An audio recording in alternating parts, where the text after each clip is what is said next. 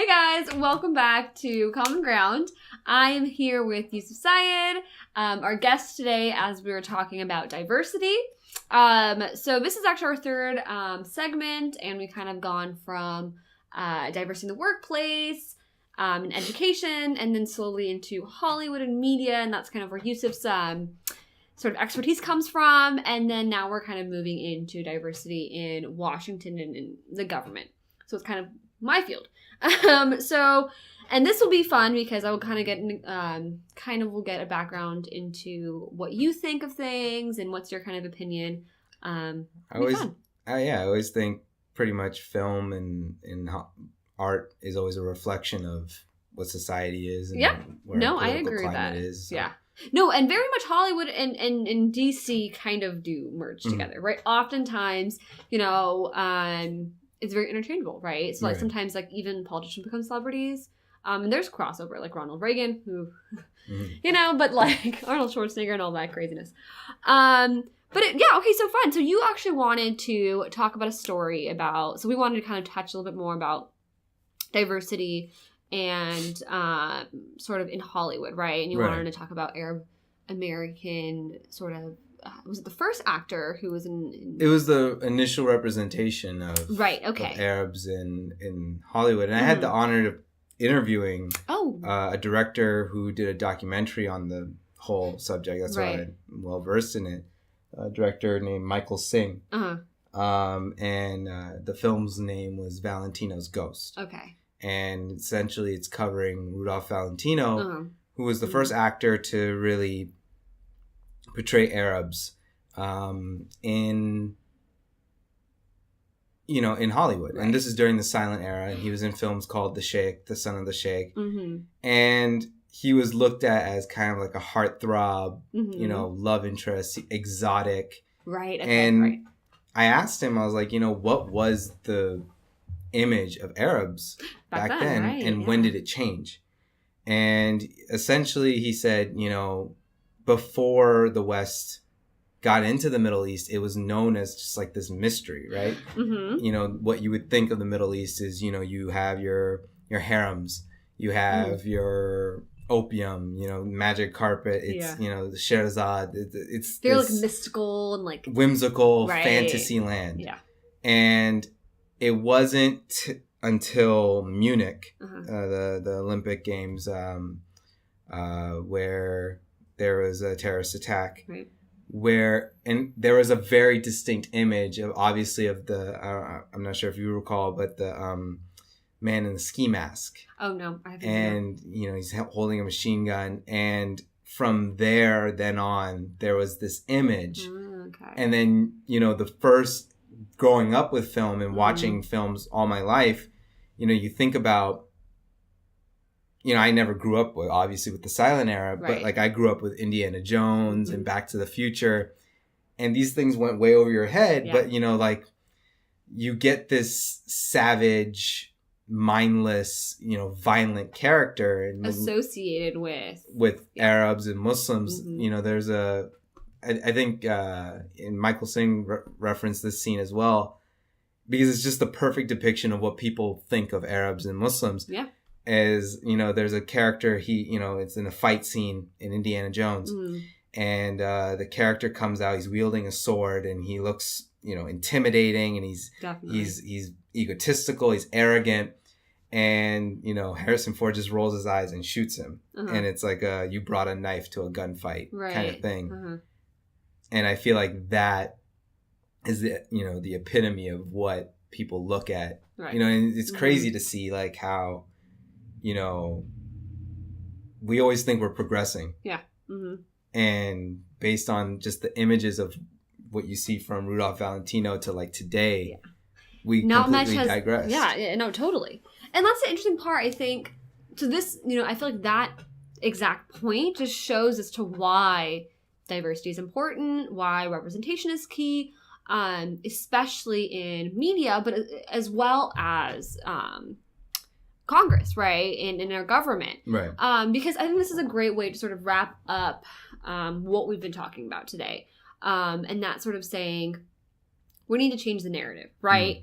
of what's surrounded by us. And so a lot of people, when people encounter us who aren't necessarily have the same background as we do, we are now providing them a new story and a new face to a narrative that they have seen that's completely different, right? And that's been portrayed on in the media. So they have an image of what a Muslim looks like, or what a South Asian person looks like, right? And we're supposed to be very smart and it's supposed to have an accent, and we look a certain way, right? And so if you see someone who is wearing like a leather jacket or like super trendy, right, and they don't have an accent, and has like interest, it adds a different sort of depth to a character or a story, and they understand like, oh, there are Muslims who like play baseball, or right, they like, you know what I mean? It makes you think when Trump tweeted about he's like, there are Obama referenced famous Muslim athletes. I don't even know one. And you're like, and it's like a few weeks before or after he like honored Muhammad Ali's right, and you're like, oh, death. Have you forgotten? Yeah, and there's Kareem Abdul-Jabbar. It's like, these are notable figures. Yes. I think the funniest thing about it, though, is just that they don't look like the mainstream. Yes, the mainstream exactly Muslim. What it is. But funny enough, that's the thing, right? People forget, right? So Kareem Abdul-Jabbar, who is this like god in basketball, and people, anyone will freak out in his presence, right? But people, but it's so funny. But his aspect of his life that he's Muslim is forgotten about. It's not a narrative that's kind of added in, or if it is, people are like, "Oh, he's Muslim. How cool!" They're even talking about right now with Muhammad Ali's branding, right? It's ran by a company, and there's talks about how essentially anything that's like really linking him to Muslim is kind of being deleted or pushed back. No way. It's because essentially that's not the narrative that they want anymore. That's kind of sad, because he loved that narrative. Yeah. That was kind of who he was. But it's so funny because even just his name alone, right? Yeah. But yet, like, people who you will meet who are maybe so extremely conservative or anti-immigrants or whatever, I'm sure they will still give Muhammad Ali the credit that's due, right? And they will never they will respect his choice and his beliefs. And it's weird. Honestly, I think it's because Muhammad Ali couldn't speak during this time period. Our generation. Right. I think if Muhammad Ali was alive today, and was in his prime today, people would hate him.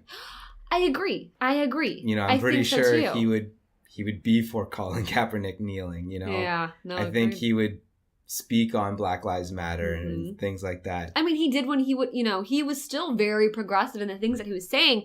A lot of people were like, oh my God, he's so bold, right? Yeah. In his like interviews too.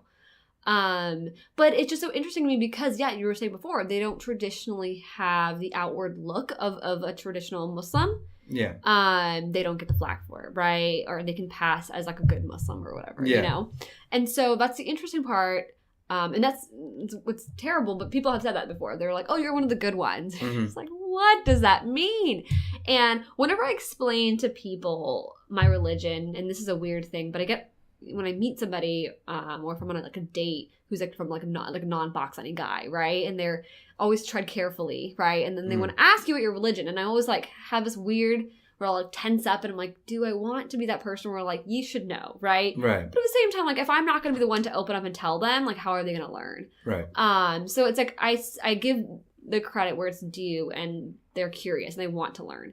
Right, but it's funny that you mentioned that, because like there was like a moment that's just been bothering me these last couple of weeks. I was getting my hair cut and I was getting a beard trim, and I honestly, like, when I'm getting like a haircut, I don't feel like talking. Right. Especially like when they're shaving you. You're like, right, and you don't want to like move and so he goes, you're not shaving the complete mustache off, right? I'm like, yeah. He's like Taliban does that, and I didn't say anything, and in my head I was like, wait, there's like innocent people who walk around without a mustache and they're just practicing Islam. Yeah. And I'm pretty sure now if that guy goes on like a bus stop and sees, he's like, oh shit. And now I feel like I have an obligation when I go back. Gotta keep it on. When I go back, I'll be like, yo, there's people who just don't rock the mustache and they're Muslim and that's it. You're like, that's not a thing. It's just sunnah. That's it. Yeah. You know, like it's and now it's just been weighing on my mind. I'm like, I gotta go get a haircut now. And like, you're like, I gotta go. It's on the street. What if he's not there that day? You gotta check he's working that day. Exactly. I'm gonna schedule an appointment. That's interesting though, because that's the thing. So like when I talk to someone about it, you always have this initial thing where you're like, do I do the difficult thing of walking them through it? And like, yes, like we should, right? That is the answer. Like we should do it because we rather create a positive image of who we are, which is sad because like that responsibility should not be on our shoulders, but it is, and so we have to accept that, right? I think it just goes back to like the whole Samir thing of having the pitch jokes ready. Yes, I think we always have to have like a counter to it. Yeah, it's like the Hassan Minaj thing, the whole thing where it's like the tax that we pay. Right. It's similar to what he was saying. It's like funny enough, my parents, right, like they kind of think that way, where they think that like these people, but like people who are ignorant, that's how it is, right? They lack knowledge about our religion, they will lack knowledge about our culture, and when they want to know more, I think our parents are kind of like, no, they're coming from a good place. Sometimes they're not, right? Where it's like, you just don't care enough to look into it more on your personal time. Whereas you now are asking this one person to speak for a full race, right? And you're like, okay, I'm going to be the spokesperson now. And it's funny because, our parents are in the mode of just taking it. Right, exactly. And they always imagine it's coming from a good place. Yeah. Because they're like, why would they not, right? I remember there was a young woman in Virginia that was killed. She was beaten with a bat. She was wearing a hijab. This happened, I believe, over the summer. Okay. Someone at my mom's work came up to her and said, I just don't understand why your people wear the scarf when, it's such an issue right now. Like, I would take it off for the time being to be safe. Right. And my mom was like, he was coming from a great place when he was telling me this. And that was really nice. And I was like... You're like, no! In my head, I was like, that's the equivalent of, like, if your daughter, God forbid, if something happened to her. Mm-hmm. And it'd be like, well, she shouldn't have been wearing that short of a skirt. Yes. Yeah. That's the same thing. And it's a problematic train of thought. It's like no one, that kind of thinking is not going to help anybody. Yeah. I agree. See, that's the thing. And so it's like, when we deal with those things, you come across that, for me especially, because I hold people to a higher standard. I hope, just like our parents believe that people come from a good place, I hope that they do. Right. But when you hear things like that, like for me, if I am not informed by culture, that's not because that culture hasn't introduced themselves to me. It's because I'm ignorant about it, right? And that is how I approach people who then are like, hey, can you explain this to me? And so for me, it's like my initial thing is like I clench up and I'm just like, okay, let me become the spokesperson. Right. And when I explain it to people, and this is the way I always explain it, is just like how there is a range of Christians out there, is a range of, people who follow... Spectrum. Yes, there's a spectrum, right? Just like people who follow Judaism, there's so many different types, right? There's people who, go to church, or people who don't go to church, or they go on special on special occasions, right? They believe in it, but they're, not fully engulfed in it. I was like, it's the same way with Muslims, Yeah. And I was like, that's the thing. For some reason, we don't get that excuse. Like, everyone else gets it, but Muslims all have to look. Yeah, exactly. Yeah. We're all in or you're not. Yeah. And so I think that's the interesting part is when we're talking about it in terms of diversity in government and in Hollywood, we're trying to show a range of Muslims, right? So we want people, because we all look different too, right? We're all brown, but we're all different shades of brown, right? Yeah, I believe it's the fastest growing religion. Exactly, right? And there's people who convert into the religion, and there's a beautiful reason they do that, right? But there's a journey that brought them there. And so I think it's important that it's a faith, but these people who follow this faith, we all look different. We have different stories to tell. And we all have different beliefs and interests in terms of like our careers too. Right. And so it's this weird thing where it's so funny to me that like in any other sort of in the workplace, your religion doesn't really matter too much, right? But for some reason, if you are Muslim, you are kind of then bogged down with like your religion, or like you're labeled as that person. Right. Or you have to believe in it, right? For me, it's like I'm a very liberal Muslim. And so when people ask me about it, I'm like, oh, I almost feel bad. I'm like, people ask me, why don't you wear a scarf? Or all these things. And I'm like, I'm not the most knowledgeable about the religion either. And so for me, it's like, oh no, you know, I am the Muslim you want to talk to. Like, this is not a good idea. It's like that thing we were talking before about, like, oh, you know, but I don't know. Yeah, right. You know, like, exactly. You're like, I'll just in case I'm wrong. But like, don't, you know, like. I'm not the end all, be all. Exactly. You know, go talk to a scholar. Yeah. You know? But then it's like terrifying because you don't know. Maybe the buck does stop there, right? But I think it's great for people, for us to, everyday Muslims to speak up. Yes. Because then I think it humanizes us. And it's sad that we have to do that. Yeah. But I think it's something that needs to be done. Because I think the fact that the only spokesperson is a scholar or is the conservative Muslim, I think people have an idea is like, oh, they're all like that. Yeah, you know? Exactly. And I think it's like, we get pegged into the same realm as like Mormons. And it's funny because like I had Mormon friends. Yeah. Oh yeah, same. And just like Muslims, there's a spectrum of, you know, I remember everyone's thinking like, oh, you don't drink soda, right? And my Mormon friends like, no, I got Coke. Yeah, you know? you're like, dude. Yeah. I think it's when you change the narrative. And by doing so, it's just sort of stepping up and saying, hey, you know what?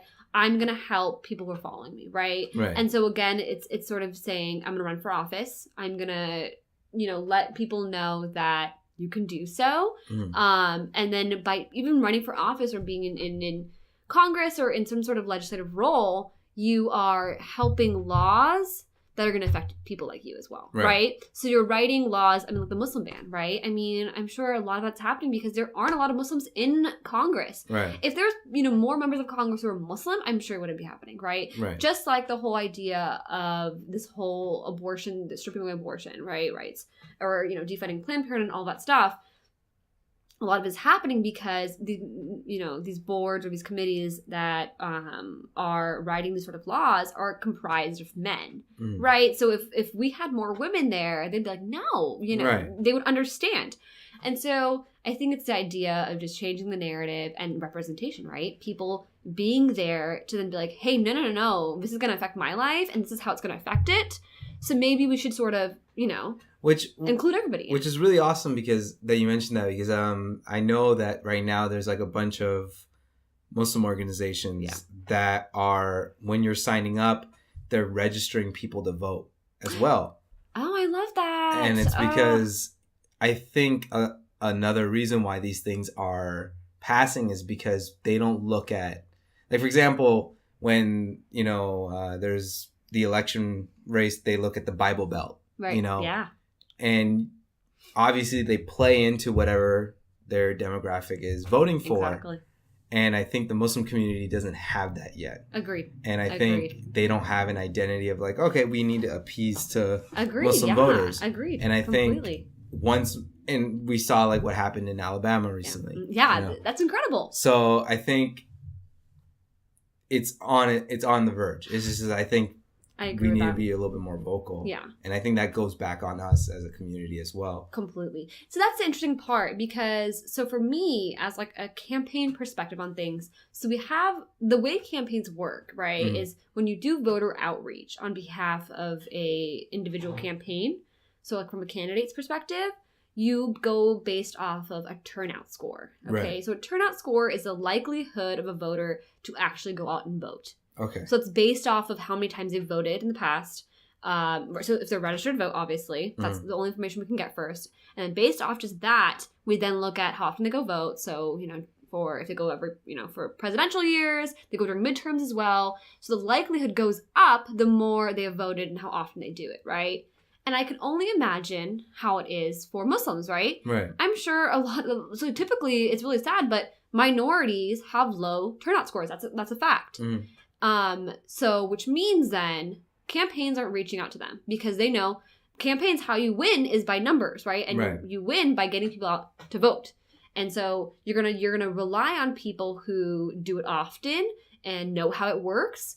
And so those people who have high turnout scores are the people that get reached out to and say, hey, this is when election day is. This is how you should vote. We hope you vote for us. Right. And they're the ones who are kind of brought in by the campaign, right? And typical people are usually middle class to high, upper class white people. Right. And so then when you look at it that way, so when that person does win, they're going to try to appease their base. Right. Which is white, upper class, middle sort of people. So then where are we left off, right? So we kind of have to step up to the plate. And I love how you were talking about the organization that's registering Muslim people to vote, because now all of these people who are registered to vote, if now these campaigns look at their database and say, oh my God, there's all these people who are registered to vote. Let's try to reach out to them and get them out to vote. So let's say maybe all of us, right? I would hope all of us are. You're registered to vote. Please tell me you're registered to vote. Yes. Okay. I was don't give me a heart attack. And you definitely voted in the last election. Yeah. So you're going to vote again in November because the midterms that are up. Right. We have a lot of seats up here in California. I hope you go vote. No, you're going to go vote. I'm going to. And so, your likelihood, your turnout score is getting higher, right? And so then people reach out to you. Not the best thing, but at a certain point, your voice is being heard. That means that your parents' voice is being heard. That means your sisters, your friends. Right. And that's the most important part, right? To get involved and stand up for people like you, right? And your family and your friends. And so that translates, obviously, just in Hollywood, but also goes all the way into government. And I think that's the silver lining for this entire state that our country is in right now. Agreed. I think that it's getting so bad that now minorities are let's get up and take this place back. And they're and then the cool thing is, because I wonder if it would happen if it was our parents' generation, right? Right. Because they're we're just trying to settle, right? Right. We're trying to take care of our family, raise our kids, all this stuff. We're kind of consumed by personal things, right? And then also visiting our parents back home. But now it's our generation who's hey, we're here and we want our kids to be able to, run for things or have their life a little easier, right? Where they're not defined as a minority, right? Or whatever. Right. And so, I think it's kind of cool how our generation's they're not the timid, people who are our parents. They're proud of who they are, and they believe that things that make them different is also things that will make them successful, right? Exactly. Which is incredible, right? And I think both of us and the career paths that we have chosen, it will only help our people. That's kind of what it is. I think at the end of the day, for progress, it's always strength in numbers. Completely. And, that goes back to for Hollywood. Mm-hmm.